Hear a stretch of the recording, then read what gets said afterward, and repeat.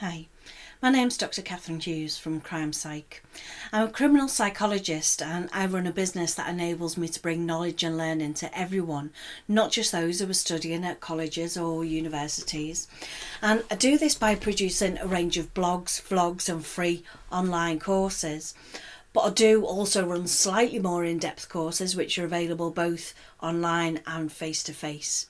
You don't need any previous experience or qualifications to learn with me, and there are a range of subjects available. So after this video, head on over to my website and see if any of them are of interest to you.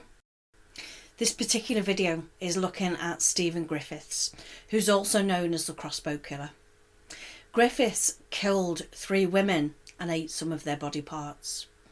He was caught after the caretaker in the block of flats where he was living reviewed some CCTV footage and saw a woman running from his flat, and then Stephen Griffiths chased her, shot her in the head and dragged her body back to his flat.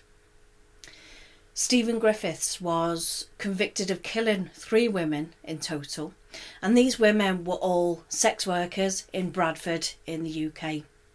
His first victim, Susan Rushworth, disappeared in April 2009. The second one was Shelley Armitage, who disappeared in April 2010. And finally, Suzanne Blerms, who disappeared in May 2010. He was sentenced to a whole life term in prison, which means he's likely never to be released from prison. As with some of the other well-known cases that I've covered, there is an awful lot of information available on the internet about the actual killings. There have also been a number of documentaries made about Stephen Griffiths. Therefore, I won't be going into too much detail about the actual killing themselves. I will try to focus more on the psychology of his behaviour during the killings. As always, I begin by taking a look at the killer's upbringing and their history to see if there are any sort of relevant factors that might have influenced his later behaviour. I hadn't looked too much in detail at this case before researching this video, but I was surprised at just how turbulent and intelligent Stephen Griffiths is. There are many indications that his behaviour would progress onto serious crime. I'm not really too convinced whether I can add too much more to what's already known about Stephen Griffiths, but I'll give my psychological analysis of his behaviour anyway. I didn't find a huge amount of information about his upbringing when I researched the case. I know that he lived with his mother and his siblings, and his father had left the family home but still supported them for a little while before breaking all ties with the family.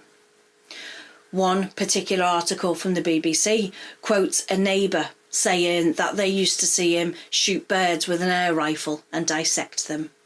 That neighbour said that he would rip the birds apart after shooting them. Other reports from school say that he was a fairly quiet boy.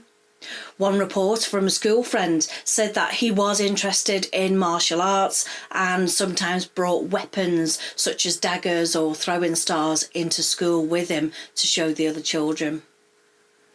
Whenever a serial killer is exposed, there are always people who want to come forward to say that they knew him. We see it time and time again in lots of different cases. People want to give their story. They want to be known for spotting the clues that they would go on to become a killer. It is commonly known that a lot of serial killers will start with harming animals.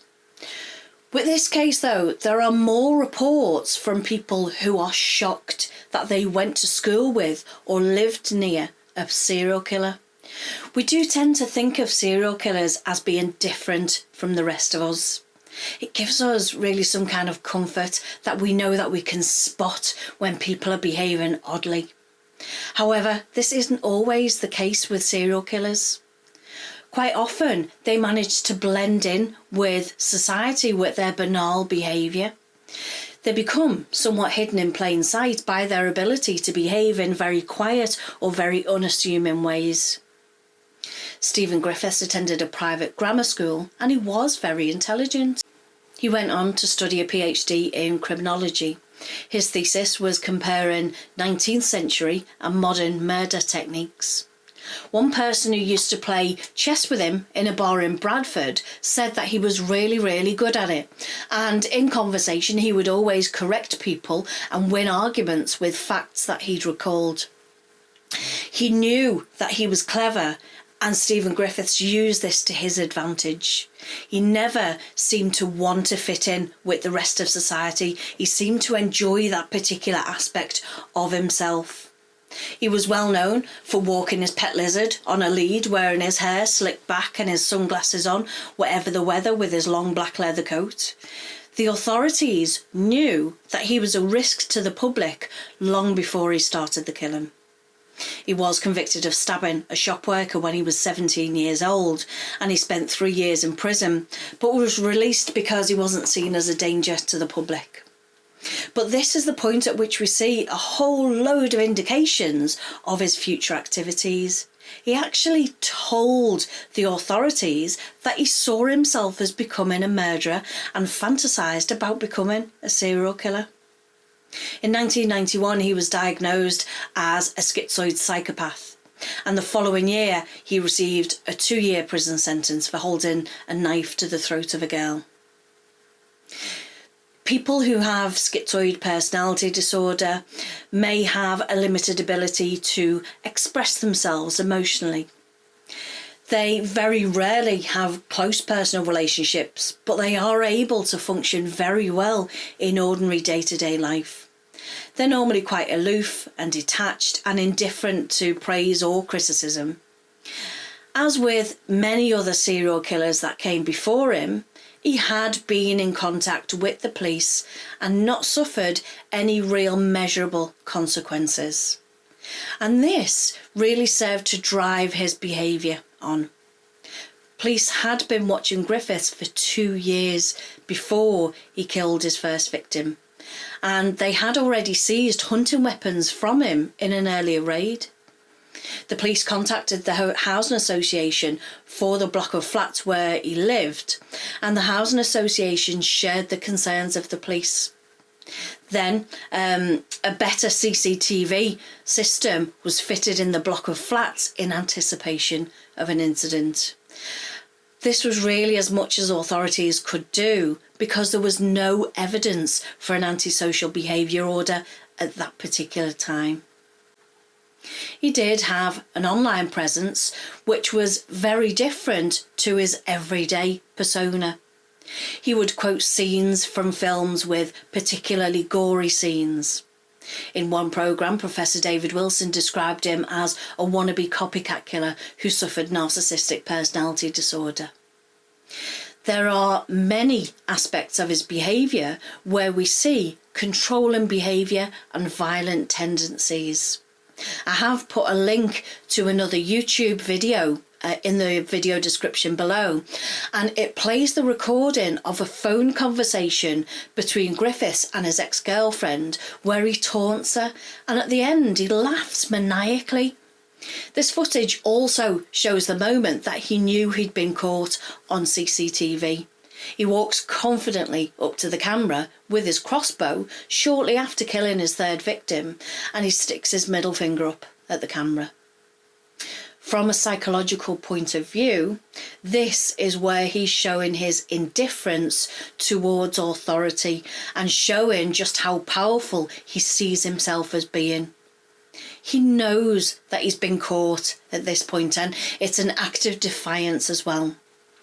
He enjoys the control that he has, and he's clearly enjoying that moment as much as he could because he knew it was all over then. He knew it was all over because of that CCTV footage, and in his mind, he chose to go out in a blaze of glory, so to speak. Throughout his life, we see him exerting power and control over other people. He frequently used the services of prostitutes in the areas that he lived. And this is likely to be because of the difficulties that he had in forming close personal bonds with others. Unfortunately, sex workers are an extremely vulnerable group of people. This is partly due to the laws surrounding the activity. The punishments always punish the women working and hardly ever punish the punters which are using their services. Sex workers are also vulnerable because of the measures that they take not to get caught. They often operate in areas which are not very well lit or not very well monitored or are blind spots on CCTV. Griffiths was always quick to correct people, with facts, which is a form of domination and control, as is the use of prostitutes. He's very likely to have seen most other people as being beneath him in some way. This was certainly evident when he raised his middle finger up towards that CCTV camera. This arrogant control and dismissive attitude towards authority continued from his arrest through to trial. After his arrest, he told West Yorkshire Police, "I've killed loads." Now, before moving on to talk about his trial, I'm just going to go back a few steps just to take a look at his earlier online presence that he had in several social groups. A school friend told reporters that he was a small, thin, below average sized student. But in his books and in his games online, he was an all-powerful macho type that was killing and slaying and winning. Griffiths spent a lot of time in libraries and he had loads of books and DVDs on killing. Now, that in itself isn't necessarily disturbing or unusual. After all, it could be me, it could be you, it could be any of us. It's only with retrospective vision that we can look back and highlight this as being worrying in amongst the other behaviours. In court, the prosecution said that Griffiths has told the arresting officer, "I'm Osama bin Laden." Once in a police station, he told the officers, "I've killed loads more than Susan Blerms. I've killed loads." He also told the officers that he'd eaten some of her, and he added, "That's part of the magic." The court was also told that Griffiths possessed disturbing video recordings and images, and there was evidence that Miss Armitage and Miss Rushworth had bled in his flat. And he's very likely to have used these pictures and these video recordings as a way of reliving the event, refueling that excitement that those images gave him. These actions describe a man who has no remorse at all. He's unable to feel any emotional connection with his victim and he doesn't feel any empathy towards them. Griffiths took a great deal of pleasure in hurting these women. He seemed to enjoy seeing the pain that they were in. He wanted ultimate control of his victims, and this control extended into him consuming parts of the victim. This is perhaps a form of necrophilia. He gained enjoyment from interacting with their body after death. He enjoyed the dominance that he had over his victims. By the time Stephen Griffiths had appeared in court in the December, the body of his first victim, Susan Rushworth, still hadn't been found. Of his second victim, Shelley Armitage, only the shoulders, vertebrae and connective tissue had been found. Susan Blerms, his third victim, had also been dismembered, with police only able to recover about 81 fragments of her corpse. I think that most people underestimate the amount of effort it would take to cut up a body into that many pieces. By cutting the victim into multiple parts, he didn't just want them dead, he wanted to completely destroy them. When individuals display this amount of rage and anger, it usually stems from something within the offender. The victims will be representative of somebody else. They may even represent aspects of himself that he didn't particularly like. It really would be impossible to say whether or not the victims represented a particular person. We could only really know this if we did lengthy counselling sessions with him. But if they did represent an aspect of himself that he didn't like, it would most likely be the small, timid, below average sized pupil that he was. He saw himself as someone who is superior to others, who's more intelligent, who's better than everybody else. He also made a point of correcting people whenever he could to show them that he was better than them. However, he might have had a complex about how small, fragile and unseen he was during his formative years. With this resentment in place, this was likely to have been fueled by his fascination with other serial killers and other murders in general. He'd specifically read books on dismemberment, and he did seem fascinated by it.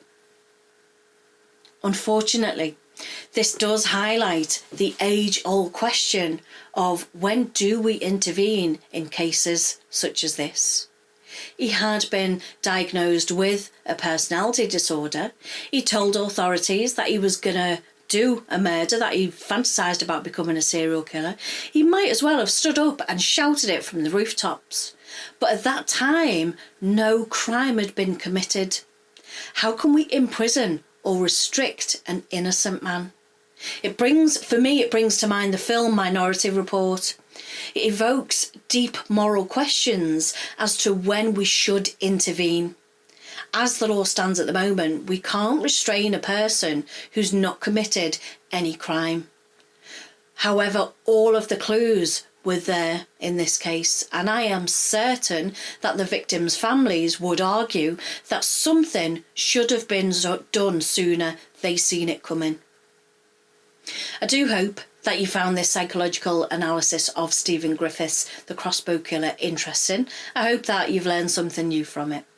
Thanks so much for watching. Bye for now.